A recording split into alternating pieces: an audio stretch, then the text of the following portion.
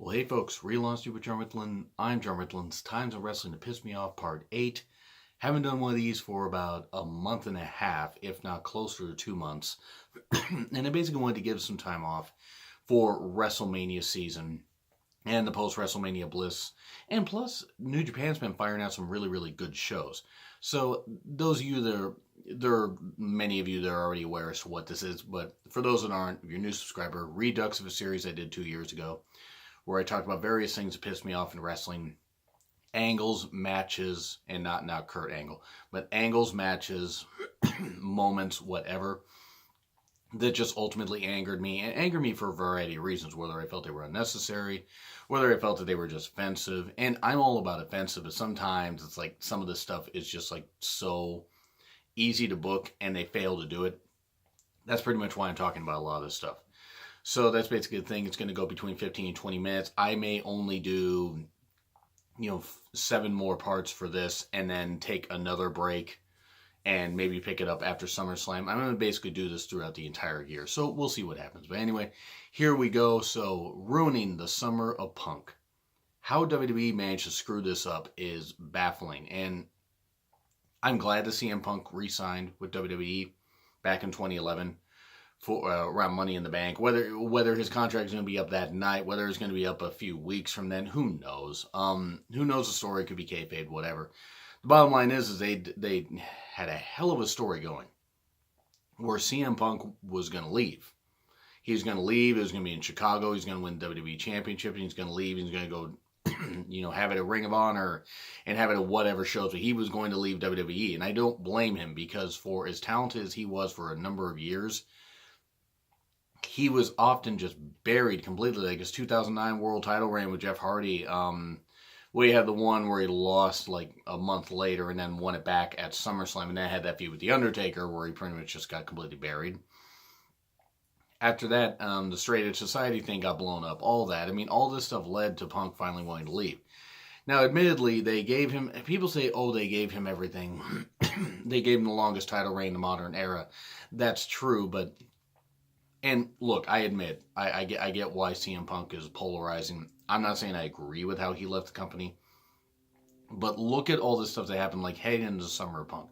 He wins the WWE title from John Cena in Chicago at Money in the Bank 2011. He leaves, he's gone for 8 days. If they had just milked this thing for a couple months, they could have had some, or they could have had him show up at, SummerSlam 2011, which would have been only about a month later, maybe 5 weeks later, but it still would have worked a whole lot better. They had him show up like 8 days later, and it was flat. I mean, he had shown up at a couple indie shows, but they had barely scratched the surface on this. And then, of course, he won. Became the ultimate WWE champion because Cena had won a tournament, beating Rey Mysterio 90 minutes after Rey Mysterio had won the championship, because John Cena is a babyface, and that's what he does. But then they go to SummerSlam, and Punk beats Cena. Triple H special guest referee. No, Triple H doesn't screw over CM Punk here, but Kevin Nash, of all people, manages to come down. This showed like the stupidity of how they made Punk look. Because Punk couldn't see a lumbering, slow, quad-tearing, 6'11" guy come through the crowd, beat him up, and jackknife him. And then, of course, Alberto Del Rio cashed in. And suddenly, Punk is not the WWE champion anymore. Now, I had no problem with Alberto cashing in and winning and beating Punk. My problem was they didn't book it right after that. They had, this is heading into the fall, of course, but all this momentum they had, they completely pulled the plug on. And then he's feuding with Triple H, and he loses to Triple H at Night of Champions 2011. So effectively, Punk's lost at two straight pay-per-views. Cena manages to win the title at Night of Champions, loses it in a 3-way Hell in a Cell match to Alberto Del Rio, and then Alberto Del Rio, defends it. I think he defended it against John Cena at Vengeance 2011. So heading into the winter, we're getting close to the winter, Punk just manages to capture the title at the 2011 Survivor Series in a decent match with Alberto. I mean, it wasn't bad. And it was cool that he won. It was cool that Punk won it, and don't get me wrong, he managed to have a 14-month title reign. That was really, really cool. But then you just look at the fact they had all this momentum and they pulled the plug on. And it was just so stupid. They had such an opportunity in front of them and they fucking blew it. And that's the thing that freaking annoyed me so damn much. And that showed why maybe Punk re-signing wasn't the best idea, because yeah, he got the longest title reign in the modern era. Okay. He got to main event some pay-per-views, but he was treated, the WWE champion was treated as a fucking afterthought. And whether it was, to slight Punk or just because other storylines took over, and I agree the Cena versus Rock should have main evented 28 or Mania 28.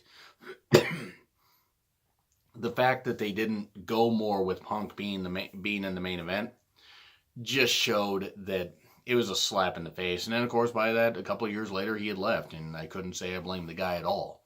But yeah, ruining the summer of Punk is always like one of the biggest missed opportunities, and I fucking hate how they had such an opportunity there, and they fucking blew it. Folks, I'll be right back. All right, short break. Thank you very much. Now on with the other subjects. The Honky Tonk Man. Honky Tonk Man is one of the biggest piles of shit and one of the worst workers in the history of wrestling. If there are people that like him to watch this channel, fine. Okay, cool. I'm not going to fault you guys. But this guy was a fat tub of goo that got over because of an Elvis impersonator gimmick. Okay, sure, he might have been something in Memphis, and I have nothing against Memphis wrestling, but I never got it. I never got it personally. But just watching Honky Tonk, name one move he could really do. Like wrestling move that he could do. Oh, the shake, rattle, and roll thing. Okay. Shake, it's like, oh, he does, the swinging, the preparing for the swinging neck breaker. The guy couldn't work. The guy couldn't wrestle. Now, maybe he didn't have to. Maybe he was just supposed to be an entertaining persona in WWE. Maybe he still could go and he didn't have to do nearly as much shit. But watching this guy and the fact that this piece of shit is the longest reigning Intercontinental Champion in history is ridiculous, because here's what's memorable about his title reign. When he won the title unexpectedly from Ricky Steamboat in May of 87, his feud with Randy Savage, because Randy Savage had to basically carry Honky Tonk Man and bump around like crazy for him. And then when Honky Tonk lost the title at SummerSlam 88. There's not a lot of memorable shit in there. Like, he couldn't really cut a goddamn promo either. I mean, it sounded like he was on the verge of having a series of, like, I don't know, like a series of mini strokes or something. I mean, and I'm not trying to make light of it, but that's what he sounded like. He sounded like he couldn't figure out what the hell he was saying. The Honky Tonk Man gonna show you how to rock and roll, this kind of stuff. And it was a bad Elvis impression. I've seen Elvis impersonators that people take, video of from Vegas and they post on their YouTube or whatever that do a better impression than Honky Tonk ever did. I mean, fucking Christ. And watching the guy work was just terrible. He couldn't work. He couldn't fucking work. And after his WWE run, what did he end up doing? I mean, by 89, he was pretty much relegated to, like, not wrestling much. By 1990, he was teaming with Greg Valentine, who's another sunny, human being with a sunny disposition and not a sunny days disposition. But yeah, just watching Honky Tonk Man work was just atrocious. And no, he doesn't deserve to be the longest reigning Intercontinental Champion ever. I hope that somebody breaks it soon. I was hoping Miz would have broken it. Yeah, that was a couple years ago, which would have required him to basically retain it through 33. Mania 33, that is. But I'm just waiting for somebody to do it. And they can do it. They can do it with the right guy. Miz might be the guy. They could have Seth Rollins do it.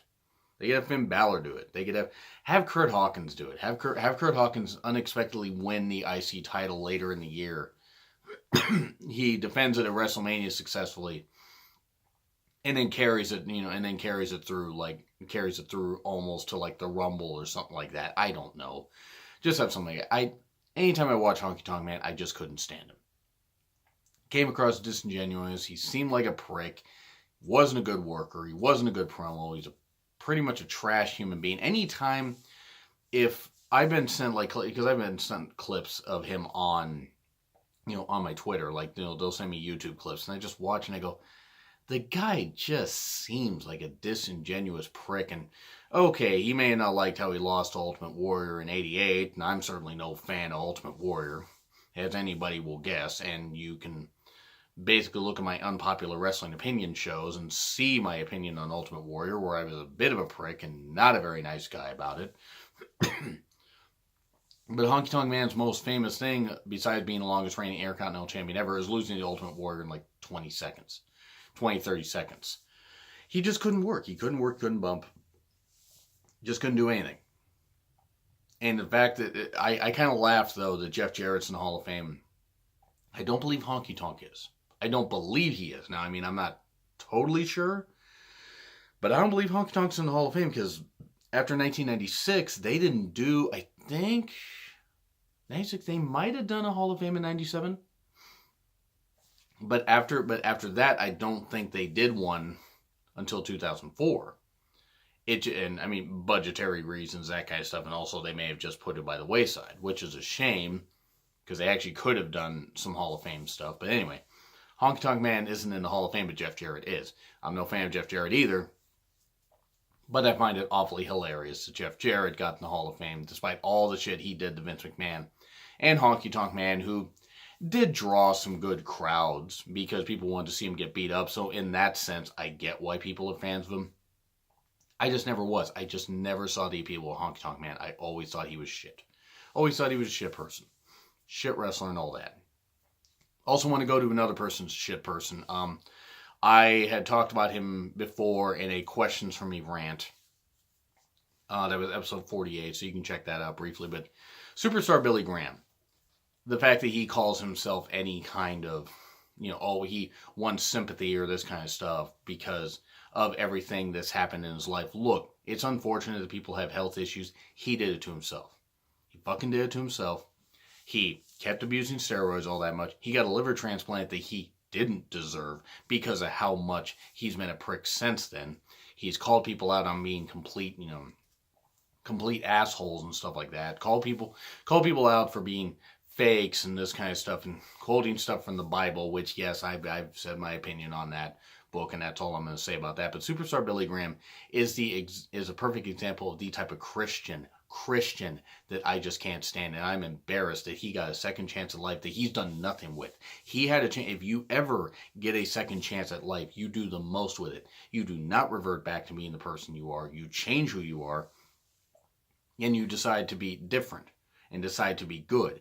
And the fact that he was in the Hall of Fame, okay, I get why he was in the Hall of Fame. And ever since then, he's been a disingenuous prick. He's been interviews that he's done. He seems to talk down about the wrestling business, this kind of stuff. When he was a shit worker, he couldn't do anything. He barely do a damn bear hug.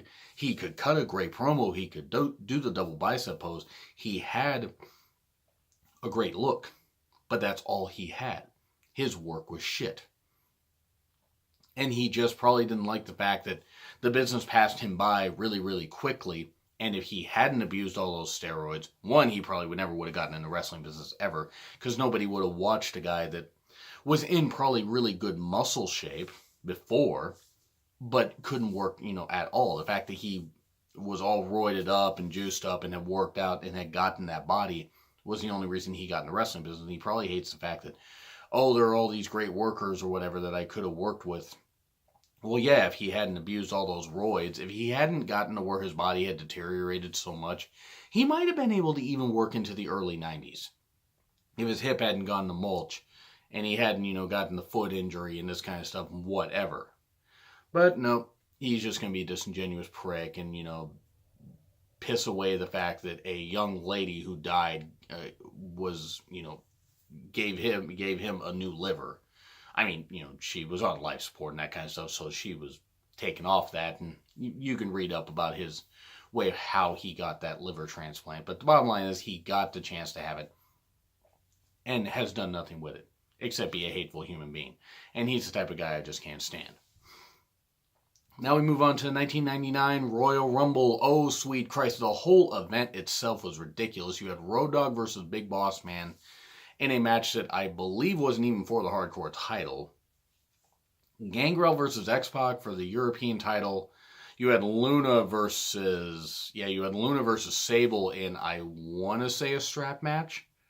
I want to say it was a strap match, and Luna's having to push the title into Sable's back because the dumb, stupid skank doesn't want to get hurt. And yes, I'm going to rant a little bit more on Sable because Sable was a fucking gutter slut that didn't deserve to be in the goddamn wrestling business. The only reason she was there was to get on TV. Look, it's important to gain fame. Gain fame, get in Hollywood, do this kind of stuff. I'm not saying Sable didn't endure some hardships as far as like harassment and stuff like that in the business. I'm sure she did. But the fact is, she couldn't cut a promo. She couldn't wrestle. She didn't want to wrestle. She didn't respect the business. She didn't respect the women that, she was in the business with, or at least she didn't seem to. And then her second, comeback was ridiculous because she was now a cougar, despite the fact that, that whole thing with Tori was just stupid. And the feud with Stephanie and all that. And that was one of the few times I sided with Stephanie. Where it was 2003. I wanted to see Stephanie just flat out destroy Sable because that's what Sable deserved. And I'm not saying the person herself. Her and Brock seem very happy together. That's great. As a wrestling character, Sable was a goddamn joke. And I forget who the hell it was, but it was some no-name wrestler that got upset because I said I didn't find Deborah or Sable attractive. Never did. And I don't remember who the fuck it was. Because this was a couple years ago. This was 2 years ago. Might have even been 3 or 4. But it was ridiculous hearing, okay, wait, I can't find these two. It's like, I can't think these two plastic Barbie dolls are ugly. Yeah, they are fucking ugly. But yeah, Sable was an abortion of a woman's wrestler. She wasn't even a wrestler. The fact that she was a woman's champion at one point was ridiculous. Oh, she got big ratings. She got this kind of stuff. Yeah, it's because Vince Russo was an idiot. And because Vince McMahon was an even bigger idiot for greenlighting that bullshit. But the 99 Rumble, you had that. You had, I want to say, a tag match at some point. But the whole point is then you had the Rock Mankind I Quit match, which was hard to watch. Because all those unprotected headshots, it just hurts. If you haven't seen it, you can watch it at some point. I might do a 20-year reflection of a live reaction to that and stuff like that and just watch it and ugh. But anyway. The 99 Rumble, it starts off with Austin, number 1, Vince McMahon, number 2. And really after that, it's just basically about Austin and Vince. They battle outside the ring. To the back, Austin gets beat up in, I believe, the women's bathroom. Most of the stuff doesn't even take place where people on pay-per-view watching on pay-per-view are seeing the stuff in the ring. People are coming in, it's inconsequential. I think Triple H might have lasted the longest out of anybody in the ring. Or anybody in the Rumble, but it was nothing of note. You had all these people that were in there, and it was the Rumble was secondary. It's the first time the Royal Rumble match was secondary to another storyline. I know Austin and Vince had a hot storyline, one of the hottest ever. I mean, it truly was. But the fact that they didn't even make the Rumble important, it was just a throwaway pay-per-view. That's part of the reason why, and yes, cheap plug, because I did these when I actually recorded some videos at a best friend's house, one of my best friend's house, Times of Wrestling, or not Times of Wrestling, but why 1999 sucked in wrestling, or what about wrestling sucked in 1999, probably would have been a better title. But I talked about various aspects of how, a lot of 99 pay-per-views, especially because of Russo, because of his car crash mentality and the fact that he's a fucking idiot. And sorry, if you're a fan of Vince Russo and you're watching my channel, you're not going to like me very much because I don't like or respect Vince Russo. I respect Jim Cornette. Whether I agree with him or not, I respect Jim Cornette way more than I'll ever respect Vince Russo, who's a garbage human being and a fake Christian, and that's what I'm going to call him. I'd call him that to his goddamn face, but no, he just get an order of protection against me because he's a coward. That's all Russo is. That's all. And sorry, there are people that worked for him. And maybe work for him still that are cowards. They know who they are. But anyway, the 99 Rumble just was nothing. It was nothing. It was throwaway. And it made, Vince winning the Rumble was ridiculous because then the whole thing is it was just a way to push to another pay-per-view. Same Valentine's Day Massacre, Austin and Vince in a cage. And I get pushing that, but it's Austin could have won the Rumble. And then Vince could have said, well, I'm going to screw you over. You're putting that title shot on the line against me, and if I win, I get to go to Mania and face The Rock. Anyway, That's what I gotta say about that. I'm gonna stop this video right here, but that's what I gotta say. Agree, disagree with what I said, like, share, comment, subscribe. Twitter link in the description. Spend real honesty with Jarmithlan. I'm Jarmithlan. I will see you soon.